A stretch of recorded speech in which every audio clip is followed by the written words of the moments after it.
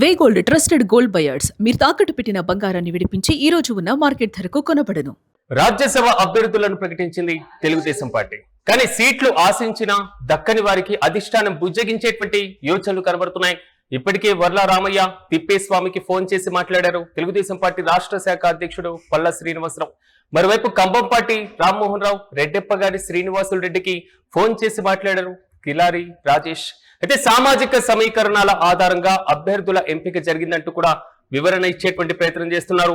మరోవైపు నేతలు చేసినటువంటి సేవలను పార్టీ ఎప్పుడు గుర్తుంచుకుంటుందంటూ కూడా స్పష్టం చేశారు. భవిష్యత్తులో అవకాశాలు వచ్చినప్పుడు సముచిత ప్రాధాన్యత ఉంటుందన్నారు పల్లా. అదేవిధంగా రాజేష్ సానా సతీష్ తో పాటుగా భాష్యం రామకృష్ణ చింతకాయల విజయ్లను రాజ్యసభ అభ్యర్థులుగా ఎంపిక చేసింది తెలుగుదేశం పార్టీ అధిష్టానం. ప్రధానంగా ఆంధ్రప్రదేశ్ లో రాజ్యసభ ఎంపీల ఎంపికకు సంబంధించి తెలుగుదేశం పార్టీలో భారీ స్థాయిలోనే పోటీ ఉన్నటువంటి పరిస్థితులు మనం చూసాం. అనేక పేర్లు తెరపీతకి రావడం, ఊహాగానాలు వ్యక్తమవడం, పలువురిని రాజ్యసభకు నామినేట్ చేస్తారు అనేటువంటి అంశం. కానీ చివరకు సానా సతీష్ తో పాటుగా భాష్యం రామకృష్ణ చింతకాయల విజయ్లను రాజ్యసభ అభ్యర్థిత్వాలు వరించాయి తెలుగుదేశం పార్టీ కూడా. అదేవిధంగా ఫైనల్ గా సామాజిక సమీకరణాలు బేస్ చేసుకుని వీరికి ఇచ్చినట్లుగా తెలుస్తుంది. కానీ లిస్ట్ మాత్రం భారీ స్థాయిలో ఉండడం, ముందుగా బీజేపీ ఒక స్థానాన్ని అడగడం, కానీ తెలుగుదేశం పార్టీలోనే భారీ స్థాయిలో పోటీ నెలకొని ఉన్నటువంటి పరిస్థితులు. సో ఈ దశలో బీజేపీకి ఒక స్థానం ఇవ్వలేమంటూ కూడా తెలుగుదేశం పార్టీ తెగేసి చెప్పినటువంటి వైనాన్ని కూడా మనం గమనించాం. జనసేన పార్టీ మిత్రపక్షంగా ఉంది కాబట్టి సో దానికి ఒక స్థానాన్ని ఇవ్వడం జరిగింది. లింగమనేనికి సంబంధించి కూడా రాజ్యసభకు జనసేన పార్టీ ఫైనల్ చేసింది. తాజాగా తెలుగుదేశం పార్టీ సంబంధించి ముగ్గురిని ప్రధానంగా సానా సతీష్ తో పాటుగా భాష్యం రామకృష్ణ అదేవిధంగా చింతకాయల విజయ్లను రాజ్యసభ ఎంపీలుగా ఫైనల్ చేశారు. కానీ చివరి వరకు కూడా ఆశించి భంగపడ్డటువంటి నేతలను ఇప్పుడు తెలుగుదేశం పార్టీ బుజ్జగించేటువంటి ప్రయత్నాల్లో బిజీగా గడుపుతుంది. ప్రధానంగా వారికి ఉన్నటువంటి అర్హతలు, రాజ్యసభకు సంబంధించి వారికి ఇవ్వాల్సినటువంటి ప్రాధాన్యత, గతంలో ఇచ్చినటువంటి హామీలు, వీటన్నిటిని కూడా బేస్ చేసుకొని ఈసారి రాజ్యసభకు పంపలేకపోవడానికి గల కారణాలను కూడా తెలుగుదేశం పార్టీ వివరిస్తున్నట్లుగా తెలుస్తుంది. చివరి కోసం అంటే ఆల్మోస్ట్ ప్రతి దశలోనూ చివరి వరకు పోరాటం చేశారు, చివరి వరకు ప్రయత్నం చేస్తూనే ఉన్నటువంటి నేతలు కూడా అధిష్టానం ముందు కనబడినటువంటి పరిస్థితి. తీవ్రమైనటువంటి లాబింగ్, భారీ స్థాయిలో పోటీ కూడా మనం ముందు నుంచి చూసాం. టిడి జనార్దన్, శ్రీనివాసరెడ్డి కంభంపాటికి పార్టీ నేతలు తాజాగా బుజ్జగిస్తున్నట్లుగా తెలుస్తుంది.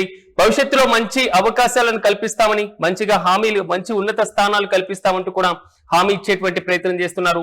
రాజ్యసభ అభ్యర్థులుగా అధిష్టానం తాజాగా ఎంపిక చేసినటువంటి ముగ్గురు ఒకసారి మనం చూసుకున్నప్పుడు సానా సతీష్ తో పాటుగా భాష్యం రామకృష్ణ, చింతకాయల విజయ్లు ఫైనల్ అయ్యారు.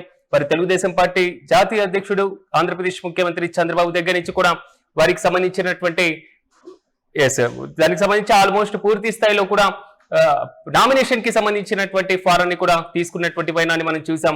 పార్టీ అండగా నిలబడినటువంటి సందర్భం, సామాజిక సమీకరణాలను బేస్ చేసుకోవడం, పోటీ ఎక్కువగా ఉన్నటువంటి సందర్భంతో పాటుగా ఆయా ప్రాంతాల్లో పట్టున్నటువంటి నాయకులు, వీటన్నిటిని బేస్ చేసుకొని కీలకంగా వ్యవహరించినటువంటి నాయకులకు మరి ముఖ్యంగా ఎవరు ఊహించని పేర్లను కూడా తెలుగుదేశం పార్టీ ఒక్కసారిగా తెర మీదకి తీసుకొచ్చింది. ప్రధానంగా ముందు నుంచి వర్ల రామయ్య రాజ్యసభకు తీవ్రమైనటువంటి పోటీ ఇచ్చినటువంటి పరిస్థితులు.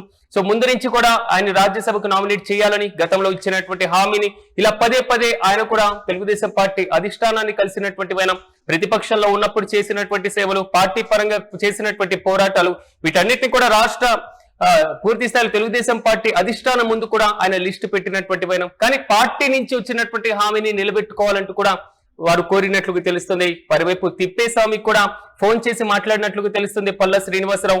ప్రధానంగా ఈ ముగ్గురిని ఎంపిక చేయడానికి గల కారణాలు, మిమ్మల్ని ఎంపిక చేయకపోవడానికి గల కారణాలపైన కూడా రాష్ట్ర తెలుగుదేశం పార్టీ శాఖ పూర్తి స్థాయిలో వివరణ ఇచ్చేటువంటి ప్రయత్నం చేస్తుంది, బుజ్జగించేటువంటి ప్రయత్నం కూడా చేస్తున్నటువంటి పరిస్థితి కనబడుతుంది. మొత్తం మీద వచ్చేటువంటి నెక్స్ట్ టర్మ్ రాజ్యసభ ఎన్నికల్లో అవకాశాలు కల్పించేటువంటి యోచనల రాష్ట్ర స్థాయిలో నామినేటెడ్ పదవులు, ఇతర కీలకమైనటువంటి పదవులు, పార్టీ పరంగా ఇవ్వాల్సినటువంటి ప్రాధాన్యత పైన కొంతవరకు హామీ ఇచ్చేటువంటి అవకాశాలు అయితే చాలా స్పష్టంగా కనబడుతున్నాయి. మొత్తంగా చూసుకుంటే రాజ్యసభ అభ్యర్థులను ఎట్టకేలకు తెలుగుదేశం పార్టీ ప్రకటించినటువంటి విషయం తెలిసిందే. జనసేన పార్టీకి 1, అదేవిధంగా తెలుగుదేశం పార్టీకి 3 స్థానాలు దక్కనున్నాయి. అన్ని కూడా ఏకగ్రీవమైనటువంటి అవకాశాలే కనబడుతున్నాయి. ప్రధానంగా ప్రతిపక్షం పోటీలో నిలిచేటువంటి అవకాశం లేకపోయేసరికి ఉన్నటువంటి స్థానాలు నామినేషన్ దాఖలు చేసినటువంటి వ్యక్తులే పూర్తి స్థాయిలో ఏకగ్రీవంగా ఎన్నిక కాబోతున్నారు. ఇక సీట్లు ఆశించి దక్కని వారికి మాత్రం తాజాగా బుజ్జగిస్తున్నటువంటి వైనం వర్లారామయ్య తిప్పేస్వామికి ఫోన్ చేసి మాట్లాడారు పల్లా. ఇక కంబంపాటి రామ్మోహన్ రావు రెడ్డెప్ప గారి శ్రీనివాస్ రెడ్డికి ఫోన్ చేసి మాట్లాడినట్లుగా తెలుస్తుంది రాజేష్.